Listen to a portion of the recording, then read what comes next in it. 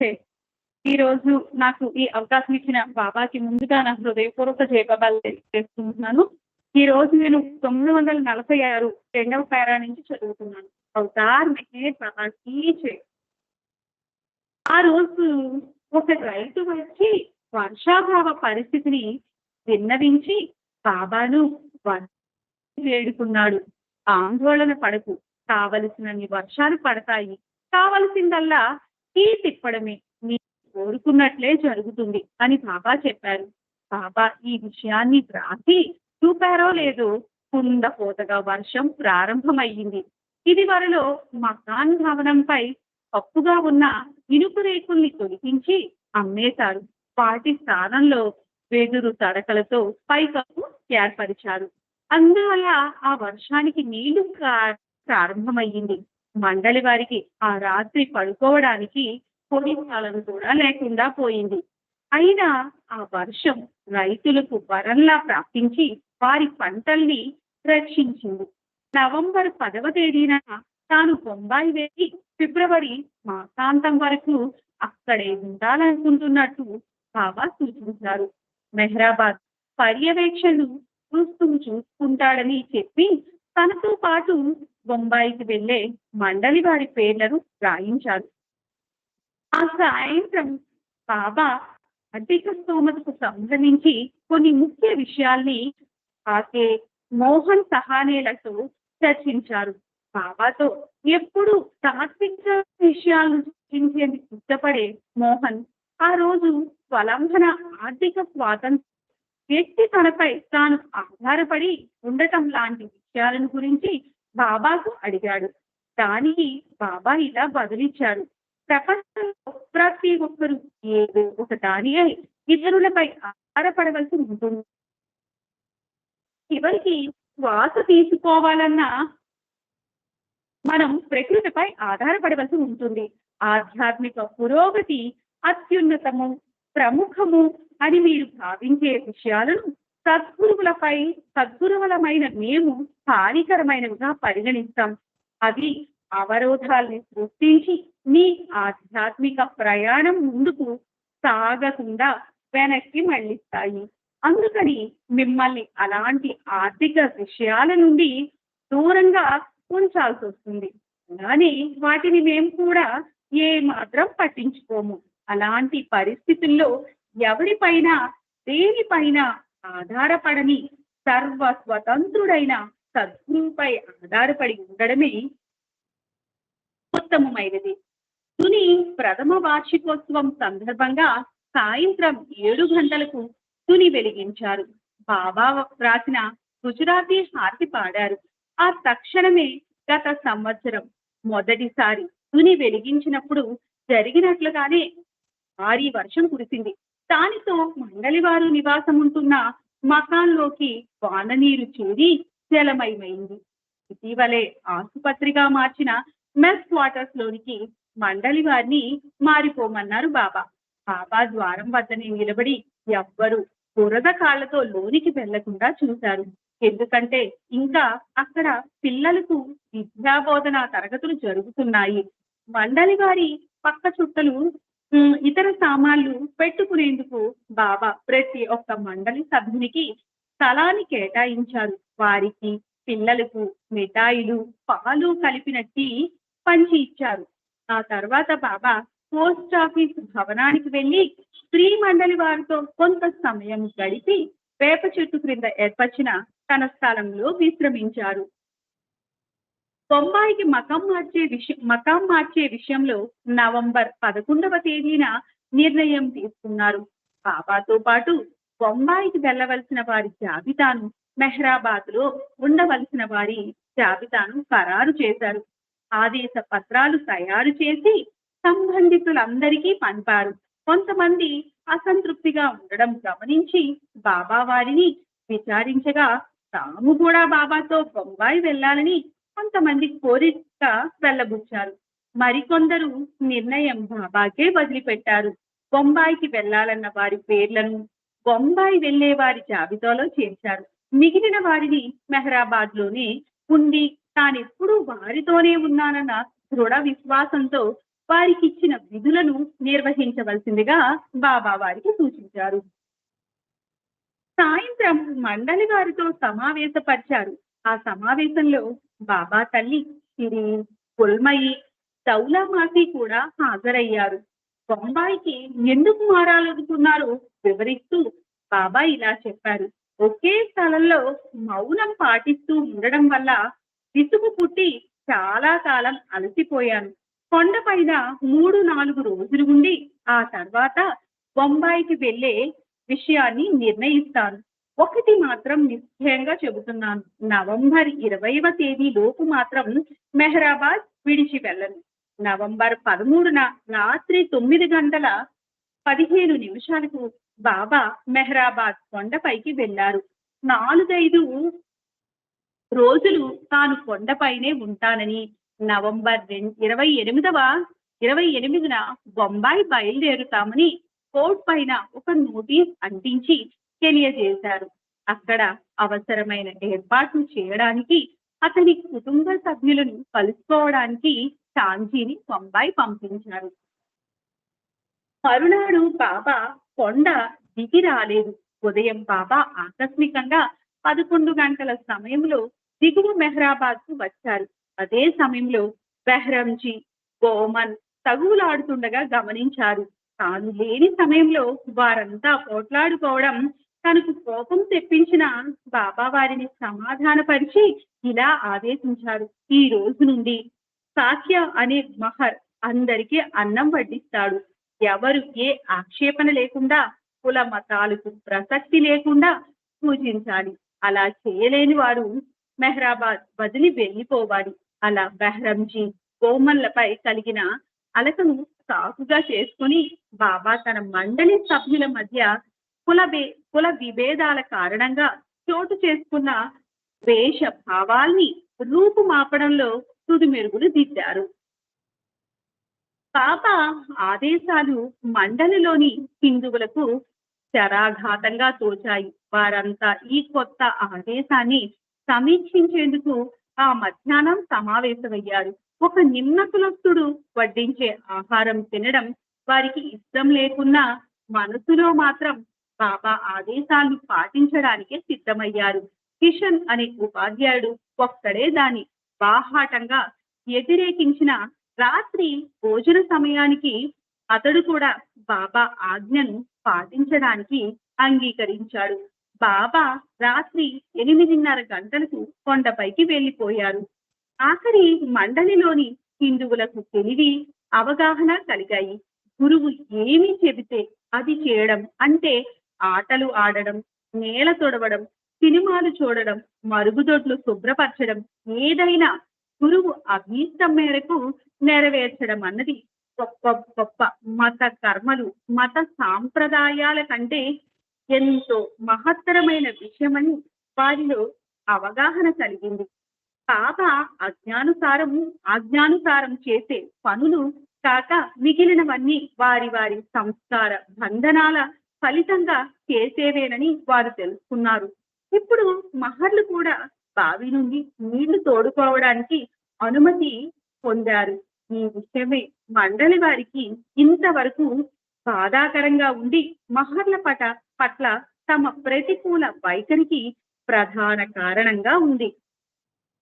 ఆ రోజుల్లో బ్రాహ్మణులు నీరు తోడుకునే బావి నుండి నిమ్న జాతుల వారు నీరు తోడుకోవడం భారతదేశంలో ఎక్కడ కని వినని విషయం.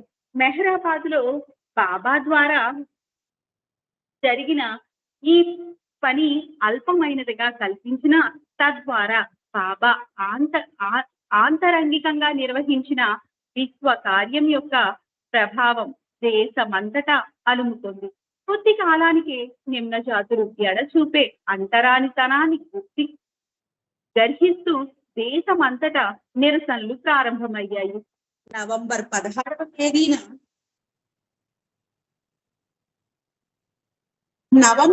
16వ తేదీన 11 గంటలకు బాబా కొండ దిగి క్రిందకొచ్చారు. ఆ రోజు ఏకాదశి హిందువుల ఉపవాసం చేసే రోజు. అంచేత హిందూ మండలిలో ఉపవాసం చేయడానికి ఎవరెవరు సిద్ధమని ఉన్నారని హిందువులు ఉపవాసం చేసే రోజు. అంచేత హిందూ మండలిలో ఉపవాసం చేయడానికి ఎవరెవరు సిద్ధంగా ఉన్నారని బాబా అడిగారు.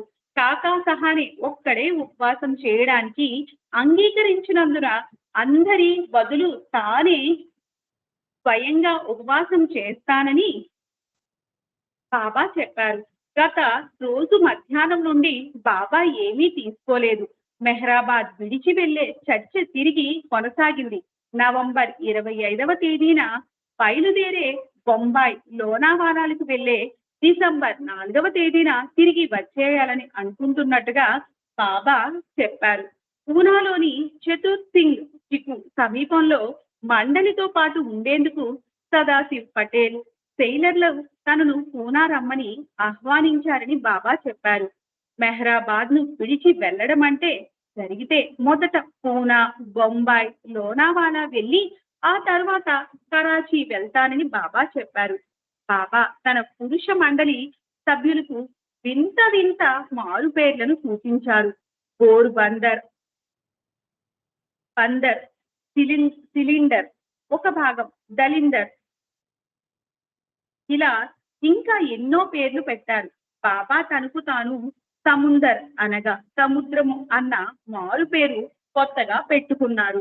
నవంబర్ 17వ తేదీన ఆలస్యంగా 12 గంటల 45 నిమిషాలకు బాబా కొండ దిగి దిగువ మెహ్రాబాద్ లో టేబుల్ క్యాబిన్ వద్ద కూర్చున్నారు. అక్కడే పడుకున్నారు. అర్జున్కు ఈ మధ్యనే కుమారుడు పుట్టిన సందర్భంగా అందరికీ జిలేబీలు పంచిపెట్టారు. ప్రపంచంలో చెప్పుకోదగ్గ విశ్వసించదగ్గది ఏదీ లేదని పండోబా ఆ రాత్రి ఎవరితోనో చెబుతుండగా విని బాబా ఇలా చెప్పారు. ఇది నగ్న సత్యం. ప్రాపంచిక కార్యకలాపాల్లో సారం ఏమీ లేదు. భగవదైక్యత పొందిన వానికి ప్రాధాన్యత విషయంలో ప్రపంచం యావత్తు స్వప్నం కంటే కూడా అత్యల్పమైనది. షేక్స్పియర్ లాంటి గొప్ప కవి అత్యంత మేధావి. యథార్థ అస్తిత్వం బ్రహ్మానందం యొక్క ఛాయను గూర్చి కూడా లేత మాత్రపు అవగాహన లేదు. భగవంతుని ఆది స్థితి గాఢ సుషుప్తి లాంటిది. భగవదనుభూతి పొందడం అంటే గాఢ నిద్రావ స్థితిని పూర్తి మూఢ దశలో అనుభవించడమే. నిజంగా దానిని వర్ణించలేము. ఈ ప్రపంచం శూన్యంలోని శూన్యం అని హఫీజ్ వర్ణించలేము. ఈ ప్రపంచం శూన్యంలోని శూన్యం అని హఫీజ్ వాస్తవాన్ని చెప్పాడు. నవంబర్ 19 ఉదయం 6 గంటలకు బాబా మకాన్ వచ్చి నెర్వస్ ఇంకా మరికొందరు నిద్రపోతూ ఉండటం చూసి వారిపై చన్నీళ్లు గుమ్మరించమన్నారు.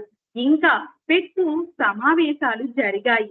ఎప్పటిలాగే క్రికెట్, ఆత్యాపాత్య ఆటలు ఆడారు. సయ్యద్ సాహెబ్ తిరిగి నాసిక్ వెళ్ళిపోయాడు. మెమో దౌలామాసి తిరిగి పూనా వెళ్లారు.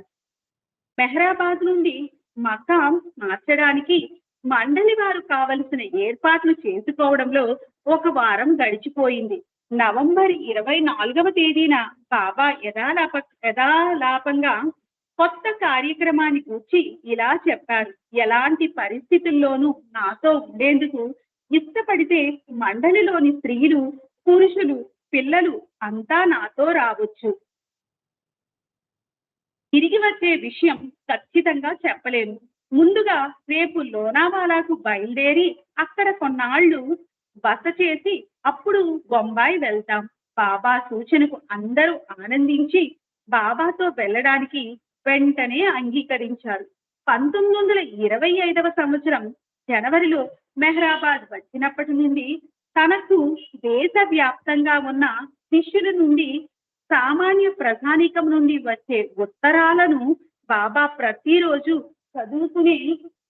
చదువుకునేవారు. వాటిల్లో చాలా ఉత్తరాల్ని భద్రపరిచేవారు. కానీ అలా భద్రపరిచి ఉంచిన ఆ పెద్ద ఉత్తరాల కట్టలన్నింటినీ బాబా ఆ రోజు కాల్చివేయమన్నారు.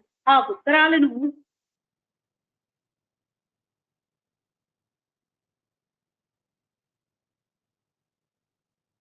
ఉంచమని కొందరు మండలి వారు సూచించినప్పటికీ బాబా ఆదేశాల్ని అమలుపరిచి వందలాది ఉత్తరాల్ని కాల్చేశారు. మెహరాబాద్ వదిలి వెళ్లిన గోపాలస్వామి ఆ రోజు అనుకోకుండా బాబా దర్శనం కోసం వచ్చాడు. అతని రాకతో బాబా సంతోషాన్ని వెలిబుచ్చారు. మౌనం కొనసాగించమని బాబా అతన్ని ఆదేశించారు. 1926 నవంబర్ 25 గురువారం నాడు అందరూ వారి వారి మస్తులను సర్దుకోవడంలో నిమగ్నమై ఉన్న ఆరంగావ్లోని ఫ్యామిలీ క్వార్టర్స్ లో ఉంటున్న సహాని ఇంటి వద్ద యథాప్రకారం తేనీరు ఇవ్వడం జరిగింది. కాంజీ, మాసాజీ, అహ్మద్ అఫ్సారీ సామాన్లతో ముందుగానే రైల్వే స్టేషన్ కు వెళ్లారు. ఆ ప్రయాణాన్ని రహస్యంగా ఉంచేందుకు ముందు జాగ్రత్తలు తీసుకున్నప్పటికీ నగర్లోని చాలా మందికి తెలిసి స్టేషన్ ప్లాట్ఫామ్ పైన పెద్ద సంఖ్యలో బాబా దర్శనానికి జనం వచ్చి చేరారు. జన సమూహానికి తెలియకుండా వారి నుండి తప్పించుకొని బాబా మండలితో పాటు 2 బస్సుల్లో నేరుగా లోనావాలాకు వెళ్ళిపోయారు. దానితో స్టేషన్ లో చేరిన భక్తులు నిరాశ చెందారు. లోనావాలా, బొంబాయి. బాబాతో 20 మందికి పైగా స్త్రీ పురుషులు ఉన్నారు. బాబా వెంటనే ఉన్నవారిలో బెహ్రంజీ, బావు చీమ, చెగన్, డాకే, గులాబ్ షా, ఉస్తాజీ, జాల్, మోహన్ సహానే, పాద్రి, పండోబా, పెండు, సెయిలర్, శంకర్నాథ్, సిద్ధు, విష్ణు మరియు నాదిర్ షా ఉన్నారు. స్త్రీలలో దౌలత్ మాయి, మెహరా, రిని, నాజా, చిన్న కుర్షద్, పెద్ద కుర్షద్లు ఉన్నారు. రుస్తుం స్థిరపడ్డాక పిల్లలతో లోనావాలా రమ్మని బాబా మెహరాబాద్ నుండి బయలుదేరే ముందు రుస్తుంను ఆదేశించారు. రంజు, అబ్దుల్ గని లోనావాలా నుండి 2 మైళ్ళ దూరంలో ఉన్న వాల్వన్ గ్రామంలోని బొహ్రిన్ బంగ్లాను బాబా మండలి వారు ఉండేందుకు అద్దెకు తీసుకున్నారు. ఏర్పాట్లు బాబాకు ఎంతగానో సంతృప్తికరంగా లేకపోవడం వల్ల వెంటనే బొంబాయి వెళ్ళడానికి అందరూ సిద్ధం కావాలని చెప్పారు. బాబా శ్రీమండలి వారితో కలిసి రైలు స్టేషన్ వరకు నడక సాగించారు. కానీ రంజు, గని బాబాను తిరిగి రావాల్సిందిగా ప్రాధేయపడ్డారు. చాంచి, మాసాజీ, అఫ్సారీ సాయంత్రానికల్లా సామానులతో అక్కడికి వచ్చారు. బయట ఏమైనా తిని వచ్చారా అని బాబా వారిని వచ్చి రాగానే అడిగారు. వచ్చే దారిలో తిన్నట్లు సాంజీ, మాసాజీ అంగీకరించారు. కానీ హస్తేరి నేరుగా ఒప్పుకోకుండా ఏవో సాకులు చెప్పడం ప్రారంభించాడు. బాబా అతని చొక్కా పట్టుకుని బలంగా ఊపారు. బాబా చాంచి, మాసాజీల వైపు తిరిగి మెహరాబాద్ బయట ఎక్కడ ఏమీ తినకూడదన్న తన నిర్దేశిత ఉత్తర్వులు ఎందుకు పాటించలేదని అడిగారు. మాసాజీ సమర్థించుకుంటూ మెహరాబాద్ వదిలి తర్వాత ఇక ఆదేశం వర్తించదన్న ఉద్దేశంతో బయట తినమని చెప్పాడు. బాబా కోపంతో ఊగిపోతూ మాసాజీ పట్టుకుని గట్టిగా తోసేశారు. దాంతో అతని దుస్తులు తిరిగిపోయాయి. వెంటనే అతన్ని పైకెత్తి వదిలి అడుగుల దూరం విసిరేశారు. మాసాజీ అంతటి భారీ వ్యక్తిని సన్నగా పక్కగా ఉన్న బాబా ఎత్తి విసిరేయడాన్ని దగ్గరలో నిలబడి చూస్తున్న మండలి వారందరికీ ఆశ్చర్యాన్ని కలుగచేసింది. చాంచి కూడా బాబా కోపాన్ని నుండి తప్పించుకోలేదు. అతడు కూడా కొన్ని ఘాటైన చెంపదెబ్బలు తిన్నాడు. అందరినీ అక్కడ నుండి తక్షణం పొమ్మని కూడా ఆదేశించారు. కొంతసేపు అయ్యాక అందరూ తిరిగి రమ్మన్నారు. వారికి ఆశ్చర్యం గొల్పేలా బాబా సంతోషంగా ఉన్నారు. చిరునవ్వు చిందిస్తూ నా బలం ఎలాంటిదో ఈ రోజు మీకు తెలిసిందా అని అడిగారు. దాంతో ఆ 3 మండలి సభ్యులు బళ్ళున నవ్వారు. ఎవరైనా గాయాలు అయ్యాయా అని బాబా ప్రేమగా అడిగారు.